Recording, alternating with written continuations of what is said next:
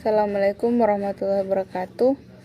Perkenalkan, nama saya Reza Kirana dari kelas FM 19C dengan NIM 157211749.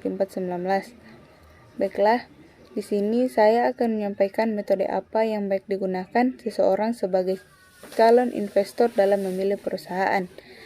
Menurut saya, metode yang baik yaitu analisis horizontal.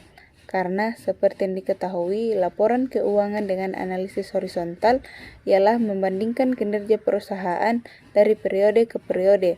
Contoh yang sering dipakai ialah periode dari tahun ke tahun. Sebagai contoh, melalui hasil analisis horizontal pada PT Mayora Indah Tbk, diketahui bahwa total aset pada periode 2019 sampai 2020 disimpulkan mengalami peningkatan sebesar 739.582 dalam miliar rupiah atau 103,88% atau sebesar 33,88% pada tahun 2020. Kemudian, total liabilitas pada PT Mayora Indah Tbk periode 2019 sampai 2020 disimpulkan mengalami penurunan sebesar minus 619,947 dalam miliar rupiah atau 93% atau sebesar minus 6,79% pada tahun 2020.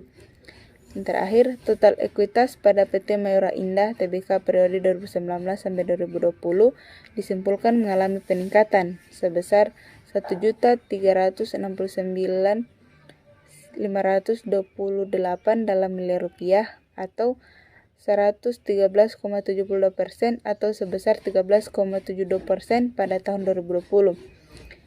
Kemudian inilah yang menjadi landasan mengapa kita sebagai calon investor dalam memilih perusahaan harus mengetahui laporan keuangan perusahaan.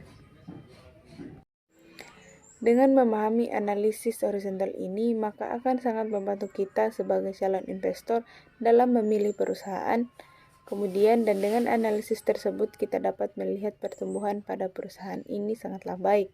Ini sangat cocok untuk investasi jangka panjang. Nah, yang kedua, untuk seorang pengusaha yang ingin melihat pesaingnya dari sisi keuangan, menurut saya bisa juga menggunakan metode analisis horizontal. Karena di analisis horizontal ini kita dapat melihat bagaimana perkembangan keuangan suatu perusahaan dari periode ke periode. Kemudian dapat melihat tren kenaikan perkembangan pendapatan perusahaan yang menurut kita adalah saingan kita dalam bisnis yang dijalankan.